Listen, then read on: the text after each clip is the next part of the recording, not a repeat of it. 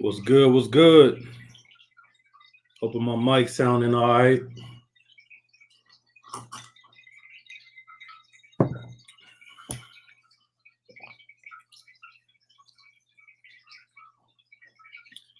Shoot, I know probably everybody doing they live right now, but oh well, I got to get this out because I don't feel like doing a separate video and uploading. I got shit I got to do.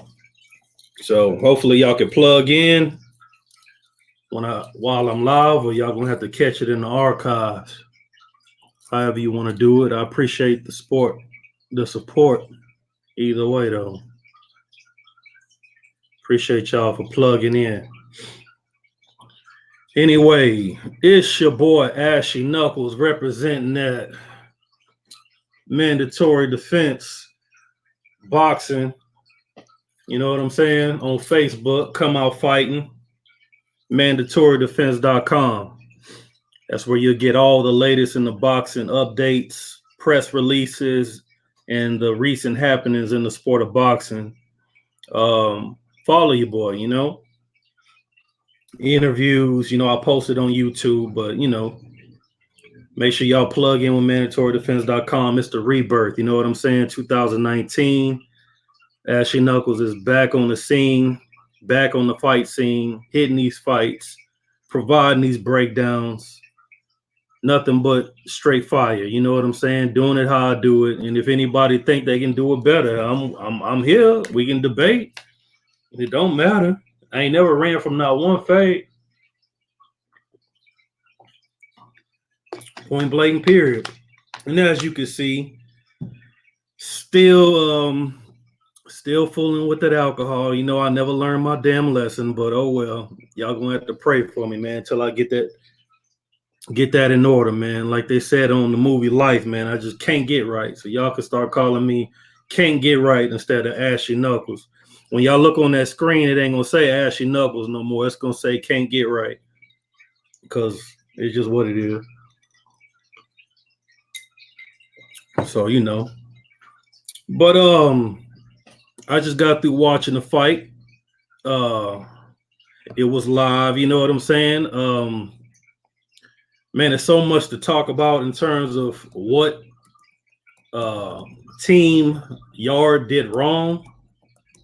First and foremost, I want to say at least, he came to show what he can do. You know what I'm saying? He came to show that he was ready to fight for the world title.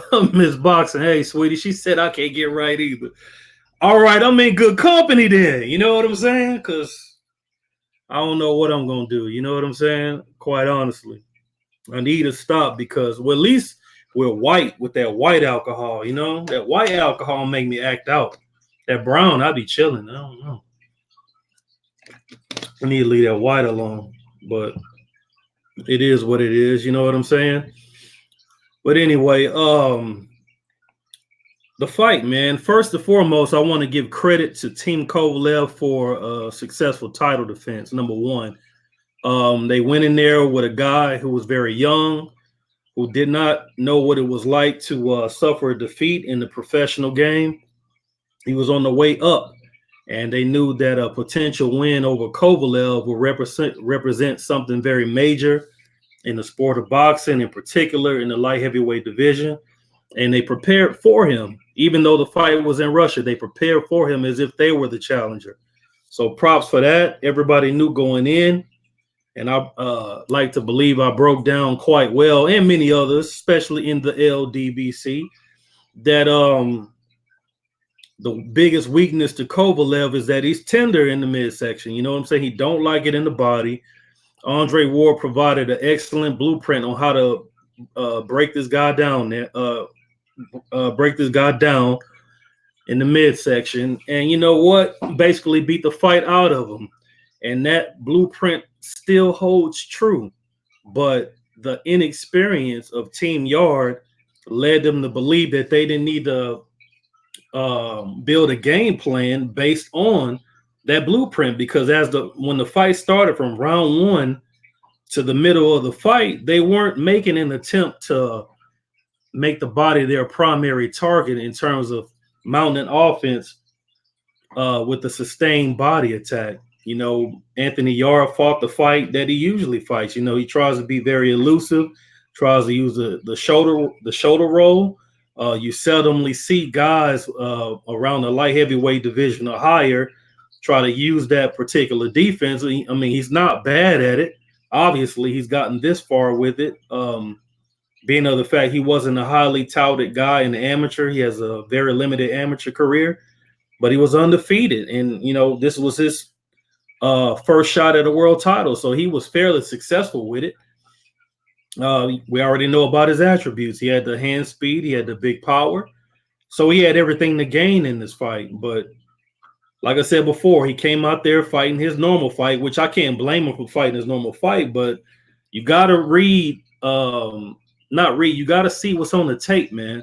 The tape is not going to lie. I don't give a damn what a fighter can do in terms of his skill set, what he got in his attributes. Whatever you leave on tape, nigga, that's you. That's who you are until you show something different. So when you building the game plan, you build the game plan based off of past performances. So they did not pick up on that, and he tried to basically outbox the guy, Kovalev, from the outside, and Kovalev was his normal self. He rangier. He operates behind the jab. Tick it up in this thing. What's up, fam? Operates behind a good, educated, stiff jab, and he made that the primary weapon of this fight. I mean, he dictated his whole entire offense off of mounting that jab, doubling it, throwing singles, throwing doubles. You know what I'm saying? Jab upstairs, jab to the body, jab, jab, jab, jab, like Andre used to say. And that's what you do when you got a jab. That's the most important punch in the sport of boxing. That is the most important punch in the sport of boxing. You know what I'm saying? Your primary objective, if you have that as a good weapon, is to establish that jab and be like, all right, bitch, here's my jab. Now you show me you can do something about it. You know what I'm saying? And for the most part, he was fairly elusive. Yarde was. He was moving his head. He had a whole lot of upper body movements. But the whole point is he kept catching so many jabs that through the course of the fight, when we got around round 5, round 6, all that upper body movement starts slowing down a whole lot. And the reason why is it's the jab. What does the jab do? You steady popping your head back. But what it does is it sends, I don't want to say shock waves because I'll be making some shit up. But like Big George used to say, it travels from the back of your head all the way down your spine to right above your ass. And you start getting real tight and having some pain right in your spine, right above your butt. You know what I'm saying? But in your lower back. And all this upper body movement starts to become slower till you end up not doing it no damn more. So what does that do? When you got a fighter that don't put his hands up for the course of the fight, if he ain't moving to get out of the way of the shots, all he doing is now presenting you a target. And y'all wondering why all of a sudden Yarde was just standing straight up taking those shots late in the fight. It's because of that jab, man. It's because of that jab stiffening his lower back. All that upper body movement was null and void out of that thing. You know what I'm saying? It was over with. And I think that was a great game plan by Buddy McGirt to make sure he fought a fundamental fight, being in the ring with somebody who was inexperienced in the amateur game and only had X amount of experience in the professional game. All they had to do is use their championship experience, fighting elite competition in the past, and use it against this young fella. Now, don't get it twisted. Yarde came to fight, and he was in fairly good shape, but he had never been in the championship rounds. He had no experience of what that's like in fighting the upper echelon in his division. And it paid dividends, for Team Kovalev. Another thing Team Kovalev did at the weigh-in, when he stepped on the scale, you saw something in Kovalev's body that you are not used to seeing. That dude was shredded in the midsection. Again, whatever you leave on tape, I don't give a damn what the attribute or what you think you can do. Whatever you leave on tape, that's you. That's exactly who you are. Everybody knew he was tender to the body, so they making crunches and all type of calisthenics around your abdomen. They made that a point of focus in camp. So he came to the ring, he shredded in the body. You know what I'm saying? Now, did it help? It helped a little bit because around round 7, I guess they got a damn epiphany in Team Yarde's corner, and they made the body their focus. And when he started mounting a sustained attack to the body, Kovalev went back to what he normally does, trying to hold, trying to get out of the way, trying to do everything to survive that body attack because he don't like it downstairs. That's primarily the reason why Canelo wants to fight this guy, because Canelo kills guys to the body. They can't take it down there. He gonna get them out of there. He stopped guys to the body, bend guys over to the body. That's why he really want that work. And like I said, it's the inexperience of Team Yarde not making that the primary focus from the moment the bell rang. They waited until half the fight was in the books and they down on the cards to start going and trying to attack the dude's weakness. I don't want to say it's stupid, you know what I'm saying? Because at the end of the day, what fighters we training? What fighters we bring into the ring in the championship fight?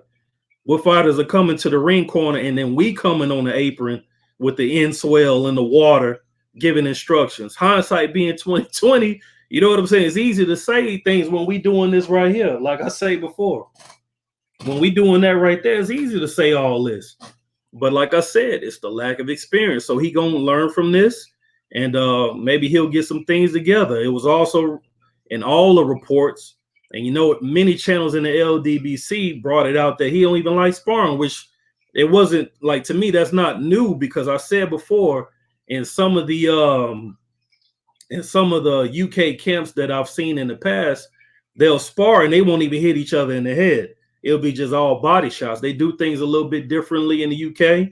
The great Andre Ward expounded upon that in his commentary, which he had a great commentary, I thought, too, for the fight. But he said Nigel Benn didn't spar. You know what I'm saying? And you already know what type of fighter Nigel Benn was. You know? Shit. Yeah, he was a gruesome. You know what I'm saying? We already know, about his fights with, that was G-Mac, right? It's that alcohol got me tripping. And we already know about what happened to the former world champion Gerald McClellan. My prayers go out to the McClellan family and his sister. She's still taking care of him, and that lets you know how brutal this sport is. I didn't even mean to go to that particular fight, but when I brought up Nigel Benn, it kind of brought it back to the forefront. But anyway, moving on. Yeah, but around round 7, he down on the cards. He started trying to mount an offense, making the body the primary attack, and he shot his load in that round. But what was different in round 7 that you didn't see in the rounds before that? Was he doing all this movement with it? Or what was he doing? He was coming forward. You think he just wanted to just come forward like this behind the high guard? Now, most people probably was like, oh, he's adapting. Okay, fine. Let's just say he was adapting, right? He was adapting based on what the fight brought to him. Well, how come he wasn't moving out of the way of those headshots? That's because his lower back was getting to him from them jabs, man. That's what it was. Ain't nobody who was an elusive target and go all of a sudden just give a guy a target to hit when he not used to taking it in the dome. You know what I'm saying? But he did a lot of great body work. He almost, I won't say stop him, but it was a possibility he could have put him down. He was definitely hurt. And when Kovalev began to start protecting down low because he didn't like the work that was being done down there, Yarde found a lot of success upstairs, and he had Kovalev hurt to the point where at the end of the round, Buddy McGirt is telling him, look, if you take more punishment like that in the next round, I'm stopping this thing. So what did they do, man? He told Kovalev, you go to the body too. Next round, Kovalev mounts a picture-perfect attack. Head and body behind the jab, power shots upstairs, power shots downstairs, Yarde fatiguing. So not only do we got to deal with the effects of that stiff jab on his head all night, he got to deal with the fact that he getting caught with pure power shots and he gassing out in the ring. So this young guy at this stage don't know what the hell going on. And at this particular time, he needs round 8 to get his energy back. You know what I'm saying? Because he shot his load in round 7 trying to put this guy out of there. You know what I'm saying? And one thing that a seasoned professional fighter gonna do when he find that you trying to get your second win is to prevent you from getting it. Once he know you over there sucking win, he gonna make it to where you always suck and win and you never get back in the fight. So basically, that's really what happened. I think after that, Yarde only had one good round after that, if you want to call it a good round. But it was a round that he was more effective than he was in round 8. And I believe that was just in round 9. I got to check my scorecard because I did score the fight. Let me look at it real quick. It may have been round 9. May have been round 9. Where he started to come back. I think it may have been 8. Yeah, it was round 9. Round 9. But at the end of the day, man, Kovalev made the necessary adjustments to use his experience against this young guy. The lack of sparring, the lack of top-notch opposition, the lack of a guy on his resume that represented the step up in class, it all paid dividends once we got to the championship rounds. And Kovalev began to find that target and to tee off on him. You start seeing marks happen on Yarde's face. We're not used to seeing them swelling up like that. They were using the end swell in the corner, but to no avail, man. Kovalev's power shots were getting through. The jab kept dictating how the fight was going to go. And Kovalev saw a wounded animal in there, so he kept pressing, knocked him down with a damn jab, a good jab, though, because it was kind of like a counter jab, and he would not get up from that, not necessarily because of the impact of the shot, but more or less a combination of the impact of the shot and him just being so damn fatigued and not knowing what it's like to compete in the championship rounds. And the youngster will suffer his first defeat at the hands of the seasoned professional and champion and Sergey Kovalev. So G Funky 84, what's going on, fam? He said Yarde had a great opportunity in the 8th, but Kovalev experience took over after a round for sure. For sure. Couldn't have said it better, man. That's exactly what happened. Miss Boxing says Yarde spent so much energy trying to put him out in the 8th. Everybody's saying the same thing. Wasn't able to recover from that. Sure enough, shot his load. You know what I'm saying? Inexperience, you know. I wanted to see him do well because Kovalev history is documented, the way he lives. Not when he's fighting, but when he's in between fights, the nightlife, the wild party life, you know what I'm saying? Alcohol, I believe womanizing. It was an opportunity to take advantage of that because it all catches up because he's a 36-year-old guy and this is a young man's sport. So the opportunities were there. And I believe the game plan is still the body, even moving forward. But if they're going to continue to address those weaknesses in Kovalev, which is coming to the ring, he got a 6-pack. They've been doing like thousands of sit-ups. 6-packs don't come overnight, man. 6-packs are one of the hardest things to get on your body. You able to get big biceps before you can get a damn 6-pack.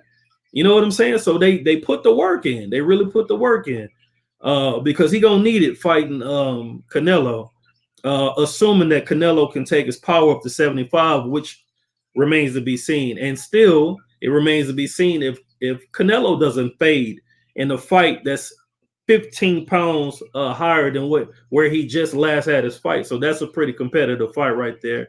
And I'm favoring Kovalev going into it, even though y'all know I rock with red. For real. Yarde I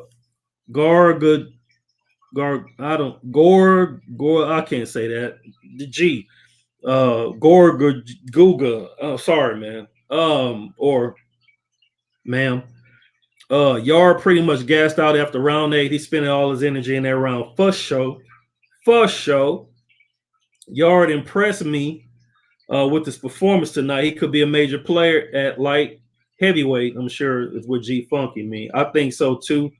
It just all depends where he's going to go from here and what lessons they're going to gain from this.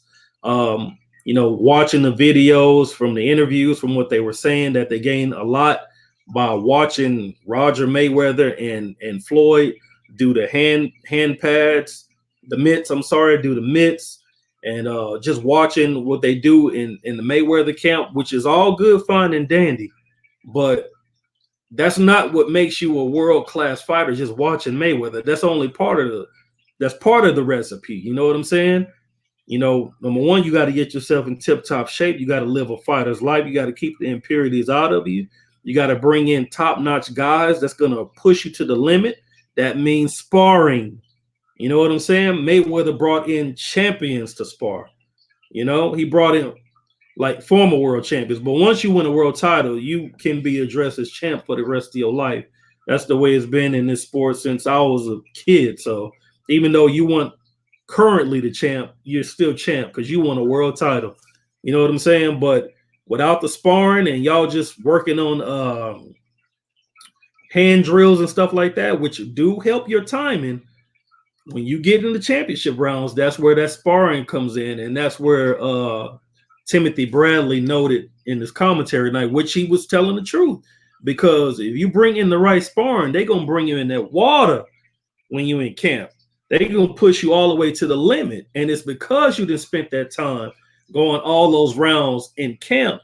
By the time the fight comes around, the fight is supposed to be, in theory, supposed to be a little bit easier in terms of going rounds because you already put all the work in the gym. Even though the fight may only go around, you still got to put in that work in the gym, man, because there's no guarantees in the fight. You never know what type of camp your opponent had. You never know what he's bringing into the fight and what he's coming to do. You don't even know how strong a guy is until you in there with him physically, muscling around with him. You know, you can hear about a guy's power and then take a shot from him and be like, man, he hit like a little bitch, you know? Or you can be told that this guy can't hit, and then you get in there and you see he really got some type of sting on his punch, you know? But only the ring sort those facts out. You know what I'm saying? Only the ring sort those facts out. And the only way you're going to be prepared for that is putting in the work in the gym. In the gym. M Stacks 85 says that card was awesome. You know, I only caught the main event, so everybody else gonna have to plug in with me and let me know what was going on. I was doing a lot of editing on mandatorydefense.com because I checked out a local fight last night. The homie Jericho Walton, he's undefeated, light welterweight, contender, prospect turned contender, won a minor circuit title last night. Got big plans moving forward. Ready to start calling out guys. Let's see what I can bring up. He's in the same division as Regis Prograis, even though they boys, you know what I'm saying? Even though they boys, you know, I don't think they will fight, but you know, boxing is a business, which he alluded to. Y'all can go to mandatorydefense.com and check it out. If you want to, it's up to you. I got some interviews loaded up. You know, his story is a pretty interesting one. You know what I'm saying? My man did some prison time. You know what I'm saying? I think he was getting framed. I don't know the whole story. But he battled adversity, got back in the ring, did what he had to do, and now, you know, he's 15-0 with 7 knockouts. Y'all can see right there the homie Paul Wall showed up at the event. It was live, you know what I'm saying? Zero was up in that thing, as you can see. The round card girls was bad, not just that one right there, you know what I'm saying? It was a good event, man. A lot of people showed up. You got the homie O'Shaquie Foster right there. A lot of guys showed up for the event, man. It was cool, man. It was real cool. It was cool being back on the scene. The prospect Tristan Caruth, Cal Caruth, who had the pro debut on Virgil Ortiz's undercard. He had the knockout of the night. It was promised whoever had the knockout of the night, they would get an extra $1,000. He won that thing. Y'all can catch that on Twitter. If y'all go to his Twitter account, you can see that knockout, man. He hit this dude with a counter left hook, had that boy stuck. You know what I'm saying? Had that boy stuck, man. So that was a good night of fighting. So I was doing all this during the undercard, you know what I'm saying? Uploading stuff, uploading interviews. Y'all check that out whenever y'all get a chance, man, and plug in with mandatorydefense.com, man. And you won't be disappointed. I'm updating it all the time. Straight like that. Hell, did y'all even see that? I don't even know if I put that on there. Did y'all see that screen?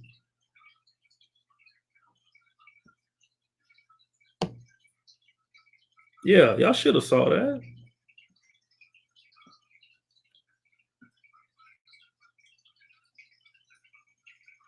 Yeah. Damn, I don't even know if y'all saw that. Yeah, here's mandatory defense right here, man. Let me just be brief through it. I thought it was already up there. Check this out whenever y'all get a chance, man. Y'all can see pictures and stuff like that. The homie Stay Ready was up in that thing. Y'all subscribe to Stay Ready Boxing. You know what I'm saying? He was up in that thing. That boy was working. Stay Ready was everywhere up in there. You know what I'm saying? I mean, I ain't never seen nobody work like that, you know? Straight like that. That boy was all over there. So y'all plug in with Stay Ready Boxing TV. I'm sure he has like 1,000 interviews because he was all over that thing. There goes Zero the Crook right there. You know, he walked Jamal out to the ring in his last fight. And it was cool, man. Here's the picture of Tristan Calcaroot. So y'all plug in with mandatorydefense.com, man. Let me go and get off this thing. You know, I've already talked about all that. So it is what it is. Shelton Holmes, what's up, family, bro? I'm just up in here doing that post-fight thing. My damn back screen went out. Over here tripping, man. I can't get right, man. It's that damn alcohol. Knowing I need to stop, man. Knowing I need to stop, but oh well, I guess it just is what it is, man. It's gonna be what it's gonna be. But anyway, the homie Jericho Walton, undefeated, 15-0, light welterweight. Basically putting the division on notice. He ready. You know, he had a tough veteran in front of his face. Terrazas, the dude weighed in at 150. So he wasn't on weight. He was basically in there with a junior middleweight. And on the night of the fight, he looked like he was 68. He was a 68 pounder at best. You know what I'm saying? So he wasn't able to get the big guy out of there. And big guy fought a tough fight, man. He fought a tough fight. He made Jericho work. And I think those 8 rounds he went is gonna pay dividends. But at the end of the day, he did what he needed to do to secure victory on the scorecards. And you win, you move forward. That's how it goes. He picked up a little minor title. And you know what? It's only going to be uphill from here. You know what I'm saying? I think he got signed with the PBC. And we'll just have to see what happens on that note. And we already know Tristan Calcaroot is with Golden Boy. And it was a couple of guys. Y'all got to plug in with Stay Ready. It was a couple of guys up in there that Lions Only picked up. So the Charlos is making big moves on the promotional blast too. Big moves on the promotional blast. But I heard that the Ruiz versus AJ card is signed. Me and D-Style, we did a collab video maybe about a week ago, basically concluding that if they couldn't control where the fight was going to be based on the contractual obligations, that at least Ruiz was going to hold out and he was going to get the money he was supposed to get. And as it seems, he got what he wanted. And it's a good look in terms of him getting paid, but I still don't know how this thing going to work out with them fighting in Saudi Arabia.